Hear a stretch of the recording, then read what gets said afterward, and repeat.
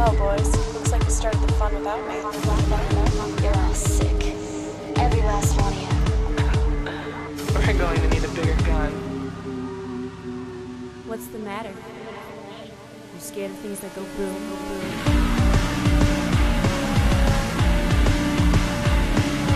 Give me one goddamn reason why I shouldn't blow your goddamn brains all over that goddamn wall. Double feature is rock and roll in a black hole. My name is Eric, and joining me totally correct here this week is Michael Kester. For the first time ever, totally correct. This ought to redeem my Ghostbusters. We talked a little bit about Dahmer last episode, Yeah. right? And I had exhibited some skepticism. Totally about, rightfully so. I it's do just, not I fault you even a little. never heard of what you were talking about before, and I thought it was fucking weird. But especially now, as we've talked about with Kickstarter land, I live in California. Uh-huh. Everybody is insane out here. Yeah. Let me just make it very clear. I do not like being in California. If you like being in California, doublefeatureshow@gmail.com. Tell me what the fuck you do with your life. But I'm surrounded by hippies all the time, and all anybody wants to do is climb mountains and fucking pet dogs and eat granola and go on bike rides. It drives me nuts. But there is so much pseudoscience out here. It is overwhelming. And you're like the last bastion of my personal life that doesn't constantly bring me misinformation. Oh, well, thank you. Very welcome. Thank you, sir. Thank you. But you bring me this information about Dahmer. I go, what the fuck is this? I've never heard of it. This sounds like a pretty notable thing. How would I not know about this? And I haven't done a lot of research. Yeah. Perhaps just seconds of research since we last talked. But Wikipedia seems to agree with you. Mm-hmm. And I don't think you really had time or forethought to change Wikipedia before before looking at it. So I don't know. Today we're going to take a look at totally normal issues of childbirth through American cinema Okay. with two films by directors we've talked about on the show, favored directors here at Double Feature Land. These are some of my favorite guys on normal social niceties. If I have to pick two directors to show me a family Christmas, Who are they? Todd Solondz and John Waters. Wow. And that's why we're going to do Palindromes and Female Trouble. Man, and we are going to spoil them. We spoil these movies through and through. So if you don't know every single fucking thing about the movie, we probably won't get to all of it, but you should avoid the show anyways. Thankfully, we've built in chapters. Mm-hmm. And so you can use chapters if you're on an iOS device or on your computer and iTunes, on anything that supports chapters. You can skip over the movie you haven't seen. If you're not on one of those things, you could go to the website, and I believe the website will tell you where the chapter marker is, depending on if I've cut that feature so that I don't have to know where the chapter is when I post the show. I believe that's still, at the time of this recording, that is still a planned feature of the show. So skip over the fucking movie you haven't seen. There's one easy and simple place to start with Palindromes. It's the most obvious and interesting aspects to the movie on paper. Aviva? Is that what we're talking about? Yeah, it's Aviva. It's Sure. Aviva being played by what, 8 girls and a guy? Right, yeah. I love your recent approach to the show, which is just call out the thing. Yeah. That we're supposed to be too highbrow to... Yeah, no, you're right. It's weird. There's a bunch of different girls. Listen, it's weird. Well, if we start dancing around that with the show, we're going to get very involved in a lot of stuff, and I'm always concerned now. So Glitter Mouse has just released the first single from the album. Awesome, by the way. Thank you. You're welcome. And congratulations on your dual Kickstarters, Yeah. you asshole. I can't so believe far you. 2 for 2. Kickstarter is the greatest thing to happen to humanity and the worst thing to happen to Yeah. humanity. Absolutely true. Yes. So we've been playing these shows recently, and I've had to start doing this thing where we're writing our set list, where we have this new song that everybody wants us to play. Mm-hmm. So the thing is if we don't play it like within the first 3 songs, Right. people are just going to get bored and leave. Right. Right. Yeah, as an artist, you go, fuck the popular one. I'm not doing Yeah. the popular one. Yeah. Fuck the obvious go-to one-line description of the movie. I'm not going Yeah. to talk about that. So this is another awesome... We're always talking about don't know anything about movies before you go into them. That's the Agreed. Yeah, chapter's spoilers absolutely. idea. Yeah. Know nothing about a movie and you will be the most surprised you can be. Absolutely. And I knew nothing about palindromes except Yeah, that neither did I. seen other Todd Solondz movies and love other Todd Solondz movies. Exactly. So I didn't know there were going to be different girls. Yeah, it And it confused took the me a hell out of long me. fucking time. Thank you. Good. Yeah. I'm glad we both got to have that experience. That's great. Yeah. Because I'm sure that's the first line of the description Sure. for like the IMDb page, right? And that's the thing is the film is way more than that. Mm-hmm. But I think that draws in the aspect, and obviously they're beating you over the head with it by the end when she's coming, Sure. Sure. as every different version of herself. Right. But this film is brilliant, Eric. Mm-hmm. I can think of, if you want to see a list of maybe like a fifth of the films I've seen, go to doublefeatureshow.com Right. and just go A to Z. Yeah. That's maybe a fifth of the films I've seen. That list in my is life. so long, I don't remember some of those movies. Yeah. We're getting to that point where I can't tell you what happened. This may be the first film I've ever seen. It may be the first film in existence to deal with child molestation from the viewpoint of the child who wants to be molested. Right. Except maybe stuff we've seen a little bit with Todd Solondz. I think Yeah. that might be the only other time we can really think of that. And I'm getting into tagline territory because Aviva doesn't want to be molested. Mm-hmm. She does want to have sex. Right. And we've also spent a lot of awkward time on Double Feature discussing age of consent and pedophilia and what's okay with that, and when it's okay for a child to want to have sex and who they can then have sex with, and Sure. this, that, and the other thing. Sure. Go back to happiness for a really interesting conversation there. Well, and a lot of those themes in Welcome to the Dollhouse. Yeah. Which, really quick, sequel, same world, His entire filmography is set in the same universe. same universe. Let's go with There are that. 3 direct sequels in the Todd Solondz verse. Great. And it's Welcome to the Dollhouse, Happiness, and Life During Wartime. Those all deal with the same characters, Sure. with the exception of Dawn. So Dawn kills herself. Yep. Poor Dawn. That's Yeah. Now we found out what happened to Dawn. She got obese and she killed herself. I love that too. You think about, oh, Welcome to the Dollhouse. Poor little Yeah. girl. Fucking offs herself. Sorry, I didn't mean to completely No. derail you there. So this film deals directly with Aviva, who is this girl. We see her young, and she talks about how she wants to have a baby. And the majority of the rest of the film is her dealing with wanting to have a baby and not, her parents and her family life not being what it ought to be. Right. Well, and also not want to be like Dawn. I mean, I guess that's an Exactly. important thing to Right. mention too, is what better way to say, no, I make movies about very different things, is to have your new protagonist come out and say, oh yeah, that old protagonist, we killed her, Yeah. and I'm nothing like her. So she continuously tries to have sex and conceive a child.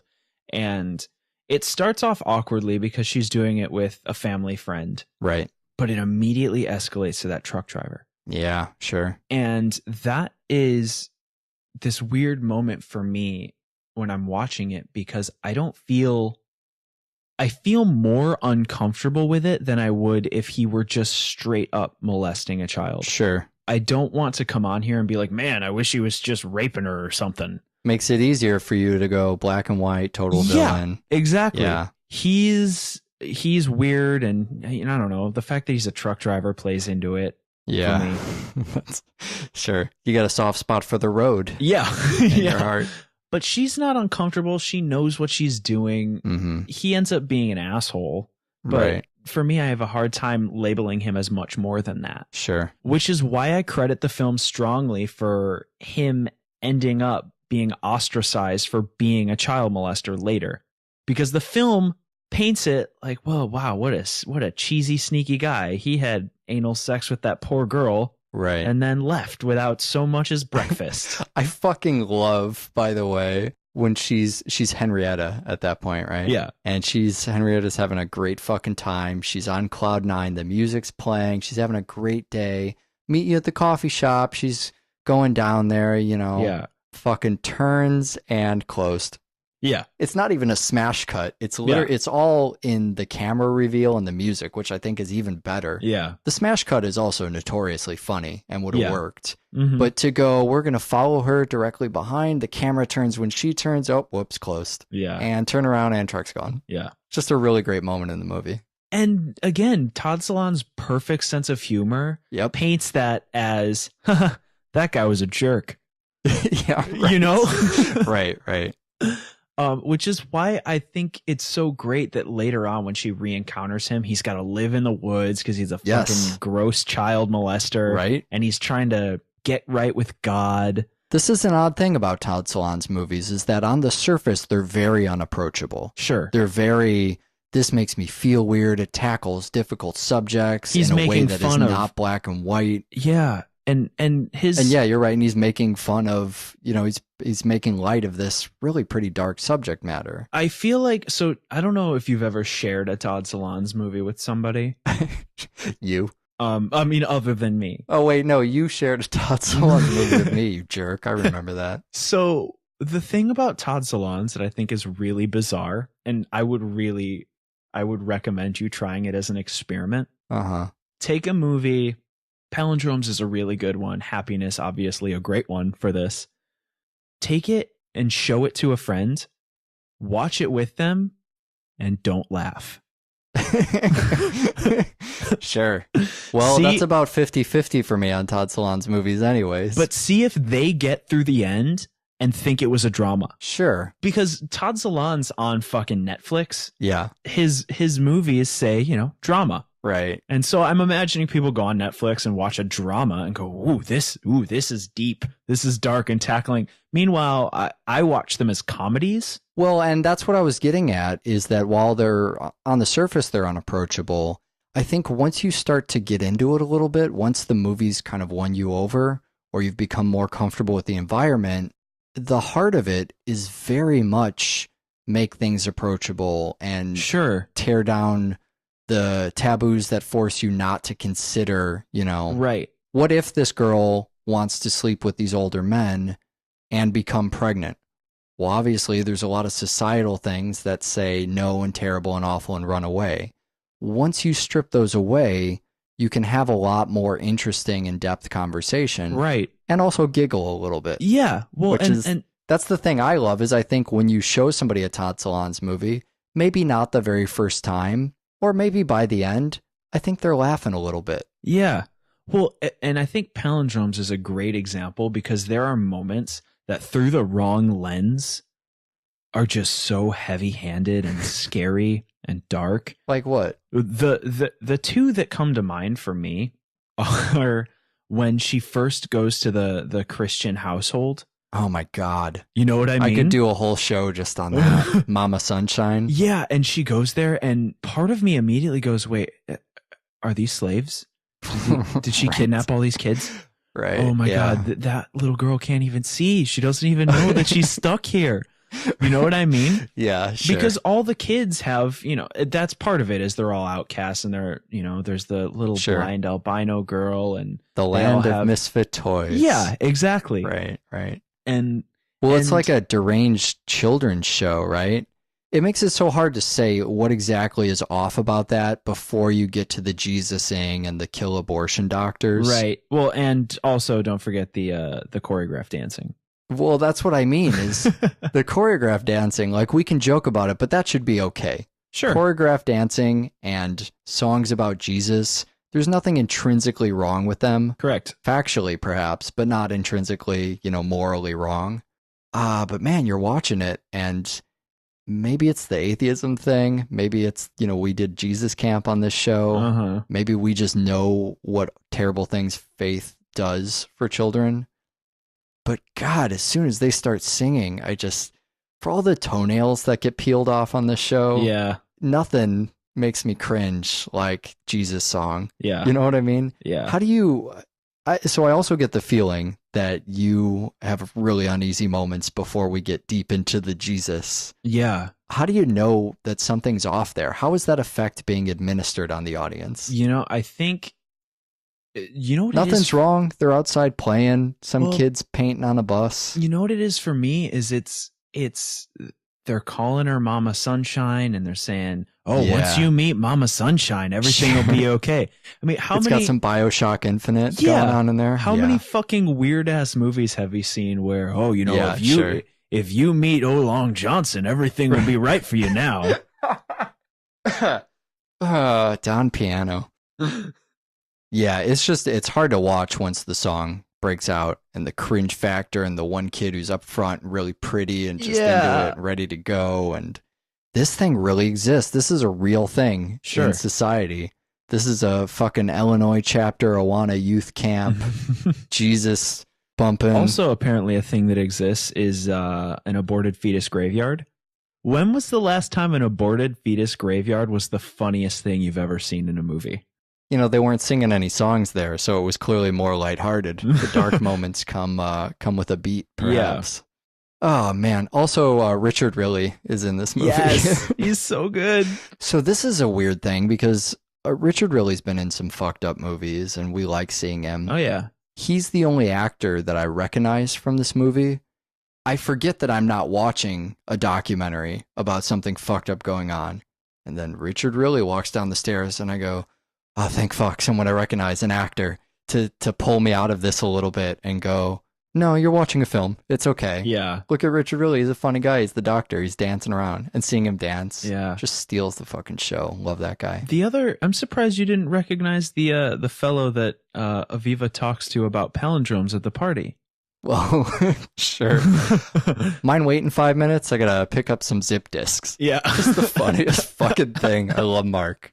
I love that he fucking points out palindromes in the name. yeah, In everybody's names, and then also he has the moment at the end where he's just beating in the points of, yeah, you think people are the same, you know, or you think they can change, they're actually the same front to back, yeah, like their names, yeah, like being the same at the beginning and the end. yeah. But such an interesting point that people never change, a philosophy that we decide to maybe help out newcomers to this film who go unapproachable, unapproachable, unapproachable. Sure. Oh, the child molesty guy at the party will explain to me Sure. what's happening. Well, and the thing about that is, and that's one of the more interesting parts to the film for me, is that you take what Bob, Aviva, Otto. yeah, all the characters with palindrome names, they never change.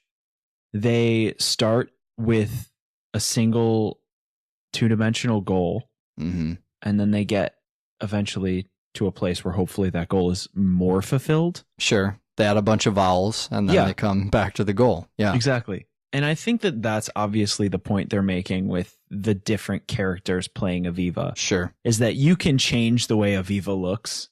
She could be a different gender, a different Right. race, a different height, a different age, but Aviva is out for the same basic levels of fulfillment Right. and mostly unshaken by anything else. That's what I think is fascinating about Aviva as a character, is how often do you see a character in a film that gets, you know, statutory raped and inducted into a Christian dance party and taken down to the abortion farm, and then alongside an assassination of an abortion doctor, and comes out at the end just really wanting to conceive a baby. Still. Yep. Well, also the it has that effect, which is pretty great. It has the effect of fairy tale, go on adventures, Right. vignetted atmosphere, which is wonderful. And then also, and maybe this is just my personal thing, but I feel like I treat the characters differently when it's a different actor. Yeah. And, you know, they're all portraying the same character, but seeing how the actors react to one person who is essentially the same human being, just portrayed in a different shape, in a different form, and thinking to myself that I would be treating them different because of the way they look. Sure. You just have a natural way you approach social situations based on different things like that. Mm-hmm. And so I think that's part of the reason that even though the movie's giving me a lot of clues that they're the same person, every time I see a different individual, I kind of go, okay, well, what do I, especially think about this for the show. I get analytical. Yeah. I go, well, what do I know about this one? What do I know about this one? And it's not until the third or fourth one that I go, these are all kind of the same character. Oh, these are all the same character. Aha. Thank you, movie. I'm now catching up to you. But I think it's great to play that mental exercise. In a lot of different movies that'll use various actors to portray one person or the same actor to portray many people, is to mess with the way you identify things visually or how you might treat someone in a certain scenario.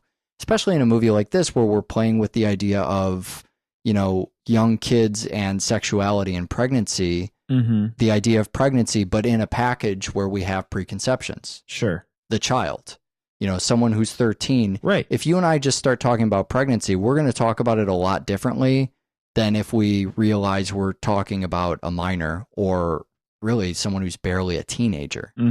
That throws the whole conversation off. Sure. Maybe not on this show where we can just fucking talk about kids having sex and it's, you know, it's okay. Sure. Because we've talked about it so much at this point.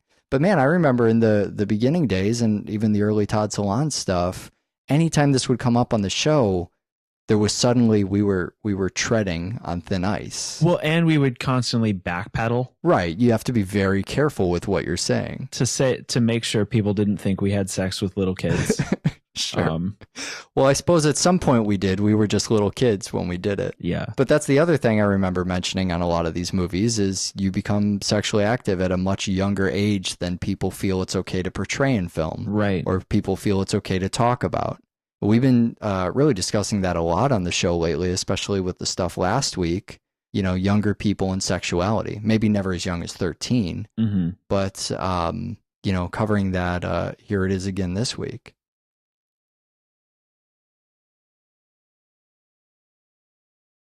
There's really only one other thing I wanted to talk about in case we weren't pushing enough buttons here before we get to John Waters. And that's the abortion clinic. Abortion clinic. Yeah. For as many awful things as happen in this movie and terrifying things that, you know, should seem awful but don't, or things that are great but, you know, seem awful because of the packaging or whatever, that fucking abortion clinic, you know, in the second or third kind of chapter where her mom is taking her and there's people protesting outside the clinic. This is something I kind of wanted to ask you about, but I'm not really sure what I even want to ask. It just seems fucking awful. It seems like they are awful, terrible human beings. And especially as a libertarian, people who listen to the show disagree with me all the time and email and make jokes on our Facebook about Ayn Rand. So I'm used to having political disagreements with people, but you're going to this abortion clinic, you're seeing these people outside protesting, and suddenly this isn't a simple conversation I'm having with somebody about, well, is abortion right or wrong? What are the facts? What do we know about when life begins? How do we take religion out of it? Instead, it's just people who are terrible human beings. They're outside attacking someone who's going through an emotionally trying period of their life. We didn't talk about this a lot on, you know, the Fred Phelps stuff on Red State. We could have probably gone into a lot, but it strikes me the same way as I think people get worked up about that. About, God, I can't believe these people out picketing funerals and so forth. I see this in Palindromes, and even within the context of the movie Palindromes, it's still one of the worst fucking things ever. I don't know. Are these good people? Are they normal people? Or are they just concerned about life?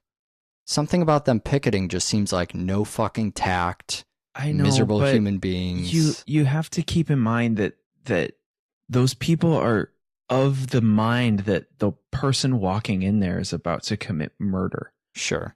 And would you or I find ourselves picketing the death penalty?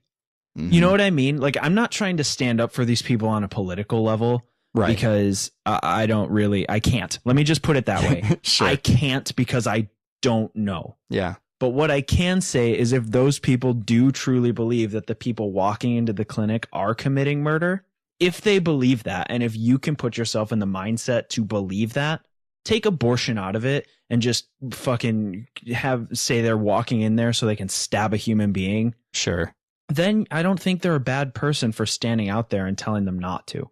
I think part of it is their responsibility to try to get them to not commit murder. Right. However, Whether or not they're committing murder is the step beyond that I can't speak to, Sure. with like a knowledgeable recourse. That was my interest in this conversation, is figuring out as a humanist how I don't just look at those people with the gut instinct I have of don't abuse this person in an emotional state. Sure. And so that's kind of why I was curious to get your take on it as somebody who sees value in crazy things that people do, who can find the best in that. If these aren't just, if everybody standing outside an abortion clinic isn't just a miserable human being, but maybe has a defensible position, at least in their own mind. So we're going to move in from multiple actors playing one character to one actor playing multiple characters and furthermore fucking themselves. We have to address that scene right away, I think. It's crime and beauty, and what I like to think of as a rise and fall life story of an individual in female trouble, and that individual is played by Divine and fucked by Divine as well. So we have Dawn Davenport. Yeah. We have this two Dawn. This is a Dawn double feature. Sure. This is Dawn after she's gotten fat, before she's been killed. It's amazing how that worked This out. is the prequel to Palindromes. Right. Yeah, you thought it was Welcome to the Dollhouse, but there was a missing 30 years in there. Yeah, in addition to all the great acting stuff, we'll talk about great, acting stuff we'll talk about. Divine also sings the Female Trouble theme song, which is, let's step away from being huge John Waters fans for a moment and talk with our Divine fan club hats on. Okay. Divine sings the Female Trouble theme song. If you're a big Divine fan, I would imagine this is a pretty important moment in Divine's career. But yeah, talk about this movie as an entire piece of Divine history. You get to see both the portrayal of a female character and a male character. But in that scene, it's a really long scene of Divine fucking herself. It's too long and the noises are weird, Eric. The dubbing, you don't like the fucking dubbing? Was so just to kind of give everybody a really hilarious place to discuss this scene from. Mm-hmm. My roommate had his friends over and they were in our front room here watching the Silver Linings Playbook. I don't know what that is. It's an Oscar award-winning film from last year. It had sports movie? No. Romance. It's got Playbook in it. I know. It had Bradley Cooper and young Mystique. Okay. In it. Yeah. All right. So they're watching this romance drama Oscar film in the front room. I am in the kitchen in the adjacent room watching Female Trouble. Yeah. With the volume as high as I can get it. Sure. So they're watching a really serious drama, and then suddenly from the kitchen, the sounds of Divine fucking herself. Yeah. So much so that they walked into the other room and asked if I could turn it down. Oh, wow. But first they checked if I was watching penguin porn or some other such. At least they didn't see what was on the screen, because I know penguin porn would have been so much better for my self-esteem. Oh my God. I actually thought that it would cross a line at some point, and then eventually realized it started across the line. So it just got better and better for me. I love it the whole time. Uh-huh. I think the whole thing is just fucking beautiful. I never stop. This is true of all John Waters stuff, but I just never stop having a good time. Sure. This is, I've become a Divine fan as we watch and talk about these movies more and more. That was just an oddity in John Waters films for a while, but especially going back to the old stuff, I do realize that, you know what, I don't give Divine enough credit. That's something I go to these movies for. Mm-hmm. Especially, I didn't realize how much more normal Divine is until I saw her playing a man. And then went, no, I don't want this. Yeah. This is the weirder of the two options. Yeah, it makes you so uncomfortable. Yeah. I mean, her portrayal of a male it's horrifying. It is. Well, I also Which is weird. that... Okay, so hold on. Let's just really quick go back to the sentence where I just said her portrayal of a male. It is still, the pronouns are still a little strange. It's his portrayal of a male. Well, to me, Divine naked under the clothes has boobs and a vagina, you know? Yeah. I don't know. The, That's just part the of it. stripper scene when she's stripping. Yeah, right. Part of me was like, woohoo, woman. Wait, Yeah. nope, dude. Yeah, I felt like Russ Meyer watching that scene. Yeah. I didn't know if that was just in my head or if maybe John Waters was channeling that a little bit. Yeah. And this whole movie is divine from start to finish. But Yeah. I don't wanna walk that path without commenting on the glut of other Dreamlanders that have Sure. found their way into this film Totally. and made me.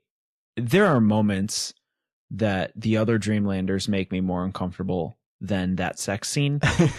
Edith Massey in this film. God. So I thought we had seen the worst of Edith Massey Oh. on our show. my God. All right, Eric. so you had said before that you did not think, and I don't know if this made it on the air or whatever, but we've talked about this a lot, that Edith Massey as the egg lady is Yeah. in the scope of existing cinema one of the worst things for you. You just can't. Yes. When I say worst, I mean that in a good way. I mean Yes. that John Waters has succeeded Yes. in making, Yes.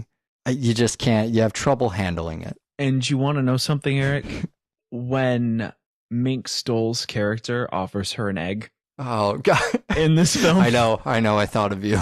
I was all like, I wanted poor was Michael. I was just like, please take that egg and get in that basket. yeah. Take the egg and get in the basket. Stop being a weird, sexy bird lady. Oh, my God. Oh, One of my favorite parts about Edith Massey in this movie is that, so in being the rise and fall type of film, we cover many different eras of a person's life. uh-huh. Edith Massey wears the same clothes for like 20 years. Yes. You see her again, decades later or whatever, same fucking tight fitting. Yeah. She didn't grow into the outfit at all in that time, I guess. Oh. And I mentioned Mink Stoll, who plays Yeah. Taffy. Mink Stoll is probably one of my favorite Dreamlanders. She doesn't have a hook for a hand, so that puts her at a disadvantage, but I think she's still bringing it. She's really upsetting in this film. She is, yeah. I'm going to put car crash as the moment for Mink Stoll for me that I get more uncomfortable than Divine fucking herself. Oh, wow, 'Cause really? When Mink Stoll pretends to be in a car crash in her living room, Oh, and man, starts I love pouring that. ketchup all over herself. That's so strange you had that reaction, because I have like a polar opposite. As soon as Divine said you should only play car crash outside, I was like, just play car crash outside. Wow, I think I Mink don't know Stoll why. is so much fun that I have this. I mean, I know exactly why it is. I think that's the desired outcome. Sure. But in my head, I just go, Mink Stoll must. I wish we were friends. You know? Yeah. Oh, yeah. I just wish Absolutely. Mink Yeah. Stoll was my neighbor and we could hang out all the time. And I just think she's a fucking blast. Yeah. I wouldn't suck your dick if I was suffocating and there was oxygen in your balls. Is Yeah. one of the best lines of anything ever So fucking written. true. I love that there's little to no age difference between her and the other actors. Yeah. They're just all playing part. It's your friends outside playing pretend. Yeah. Or inside when Edith Massey comes and yells at you and tells you to take it out back. I'm a bad person because I don't have his name chalked up to memory like I do the others. But the mustache guy. Oh, yeah, totally. Because you know why I don't have his name chalked up to memory, Eric, is because when I think of him, the first thing I think of is a sausage tied to his penis. Yeah. And but every time I see him, part of me wishes I could be him. Really?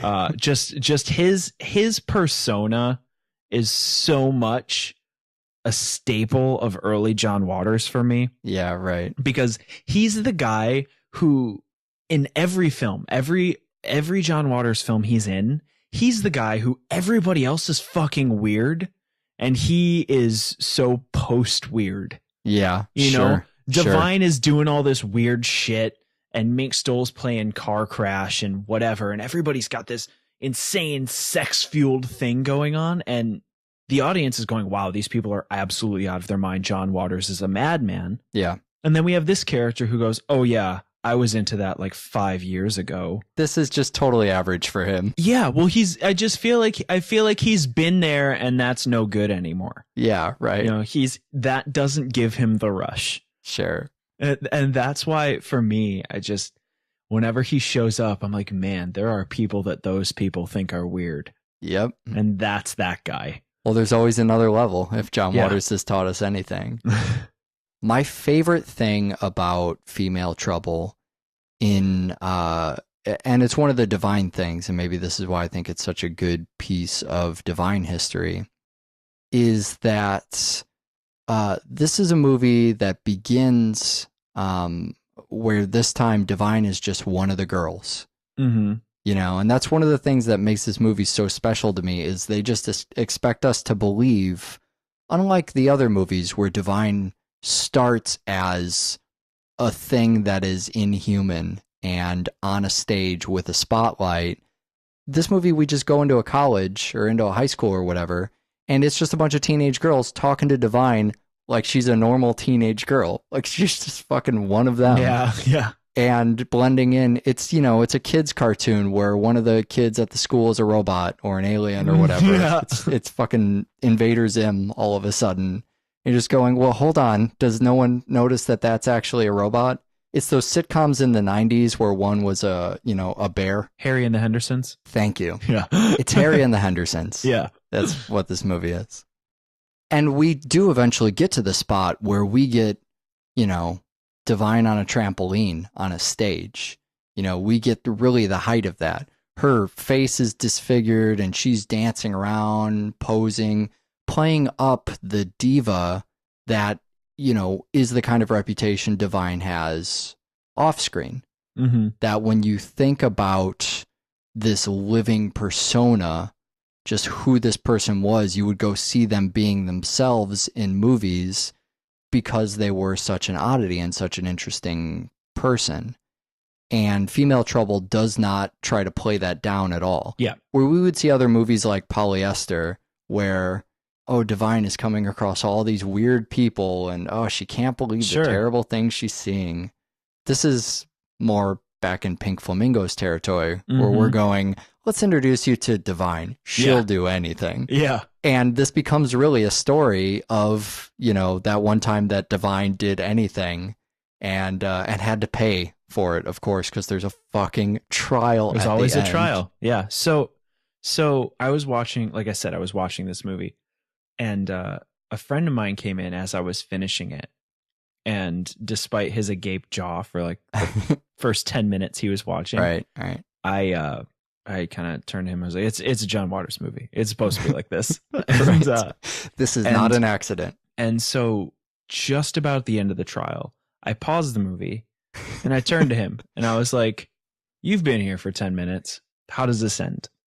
And because this is right after the lawyer has gone, find her insane. Right. Find it. And so I pause it. I go, how does this end?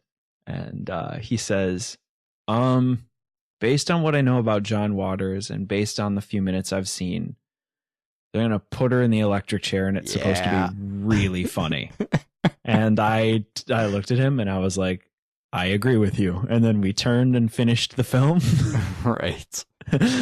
And remained undisappointed. This thing about trials isn't even a joke anymore. I mean, Yeah. I think we may have seen more John Waters movies that end in trials than don't end in trials. Oh, I don't think on that's an the show. exaggeration.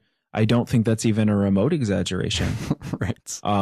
Dirty Shame, I believe, does not end in a trial. But it's, you know, it's deserving of the scene being the movie with possibly the most unrestrained Divine. Oh yeah. Pink Flamingos being, of course, the infamous one, but not having its own stage and trampoline. No one rubbed Mhm. themselves with raw fish in in Pink Flamingos and then shot the crowd. Oh my God, what a wonderful moment. So then I once again return to my constant feeling of John Waters makes me feel wonderful. And I think I'm starting to realize it's actually for different reasons in a lot of these movies. Mm-hmm. But, you know, we go back to this movie and part of it is just I love John Waters as a human being. I think he's great. And I think he's got a lot of interesting ideas. Yeah. And the way he looks at the world, like his relationship with criminals, for instance, Mm-hmm. as, oh, a social oddity. I'm going to go learn about them and what a fabulous person. Sure. I don't think John Waters would ever commit a crime, and yet he pals around with criminals. Oh yeah. Like it's, you know, no big deal. Just all of that stuff. I think it's really, really fascinating. And then to see that person make films on a level that you or I could make in our backyard. This is far more towards the amateur film stuff on his spectrum, even though I think they all have that feeling to some degree. Mm-hmm. Watching him still learning to use the camera and still playing around with the weird zooming kind of stuff that we saw in Pink Flamingos and even a little bit in Polyester. Mm-hmm. People pretending to use hairspray because you don't want all the fucking hairspray going everywhere. You can't afford it in your budget or, whatever the reason. Seeing them play pretend a little bit more and going back to the Mink Stole idea of playing pretend makes them seem so approachable as people. I can't help but think, God, I wish it was 1974 and I could just go find them. Don't you wish you were a Dreamlander? Well, that's the thing, man, is every day. I don't think for a second that if it were that day and time at 1974 and I saw the 5 of them, that I wouldn't be able to just walk right up to them and go, hey, you need help making this movie? I'd love to help you with this. Yeah. And just fucking join the party. Yep. And it's tragic not being there, not being able to be there in that place and time and live in Dreamlander's infamy. But maybe for the better, as they might have just looked at me as a jump roping weirdo. I don't know. Yeah, John Waters would have looked at me as a weirdo. I'm sure I don't think I hit the bar for them is where the rejection would actually come from. Love the Dreamlanders. Love John Waters. Love all of it. We have a website, doublefeatureshow.com, where you can email us using a contact form or the email address doublefeatureshow@gmail.com. And you can also go there to find out what's on the show next week. But now that our Kickstarter has been funded and we know there's going to be a next week, let's just tell people what it's going to be. All right. Next week, we're going to do The Skin I Live In, which is a Spanish thriller starring an Antonio Banderas. And then we're going to do Miranda July's The Future, which is kind of it's a diagonal sequel to Me and You and Everyone We Know. Yeah, finally, Miranda July back on the show. Yeah. And again, in not pretending we're bigger than it, I'm excited for a female director on the show next time. Me too. I'll watch more fucking film. And bye. But especially now, as we've talked about with Kickstarter land, I live in California. Everybody is insane out here. Yeah. Let me just make it very clear. I do not like being in California. If you like being in California, doublefeatureshow@gmail.com. Tell me what the fuck you do with your life. But I'm surrounded by hippies all the time, and all anybody wants to do is climb mountains and fucking pet dogs and eat granola and go on bike rides. It drives me nuts. But there is so much pseudoscience out here. It is overwhelming. And you're like the last bastion of my personal life that doesn't constantly bring me misinformation. Oh, well, thank you. Very welcome. Thank you, sir. Thank you. But you bring me this information about Dahmer. I go, what the fuck is this? I've never heard of it. This sounds like a pretty notable thing. How would I not know about this? And I haven't done a lot of research. Yeah. Perhaps just seconds of research to be too highbrow to... Yeah, no, you're right. It's weird. There's a bunch of different girls. Listen, it's weird. Well, if we start dancing around that with this show, we're going to get very involved in a lot of stuff. And I'm always concerned now. So Glitter Mouse has just released the first single from the album. Awesome, by the way. Thank you. You're welcome. And congratulations on your dual Kickstarters, you asshole. I can't so far 2 for 2. Kickstarter is the greatest thing to happen to humanity. And the worst thing to happen to humanity. Absolutely true. Yes. So we've been playing these shows recently, and I've had to start doing this thing where we're writing our set list where we have this new song that everybody wants us to play. Mm-hmm. So the thing is if we don't play it like within the first 3 songs, right, people are just going to get bored and leave. Right. Right. Yeah. Mm-hmm. And so you can use chapters if you're on an iOS device or on your computer and iTunes, on anything that supports chapters. You can skip over the movie you haven't seen. If you're not on one of those things, you could go to the website, and I believe the website will tell you where the chapter marker is. Depending on if I've cut that feature so that I don't have to know where the chapter is when I post the show. I believe that's still, at the time of this recording, that is still a planned feature of the show. So skip over the fucking movie you haven't seen. There's one easy and simple place to start with Palindromes. it's the most obvious and interesting aspect to the movie on paper. Aviva, is that what we're talking about? Yeah, it's Aviva. It's Sure. Aviva being played by what, 8 girls and a guy. Right. Yeah. I love your recent approach to the show, which is just call out the thing Yeah. that we're supposed to research since we last talked. But Wikipedia seems to agree with you. Mm-hmm. And I don't think you really had time or forethought to change Wikipedia before before looking at it. So I don't know. Today we're going to take a look at totally normal issues of childbirth through American cinema Okay. with 2 films by directors we've talked about on the show, favored directors here at Double Feature Land. These are some of my favorite guys on normal social niceties. If I have to pick 2 directors to show me a family Christmas, Who are they? Todd Solondz and John Waters. Wow. And that's why we're going to do Palindromes and Female Trouble. Man, and we are going to spoil them. We spoil these movies through and through. So if you don't know every single fucking thing about the movie, we probably won't get to all of it, but you should avoid the show anyways. Thankfully, we've built in chapters. Well, boys, looks like you started the fun without me. You're all sick. Every last one of you. We're going to need a bigger gun. What's the matter? You scared of things that go boom, boom?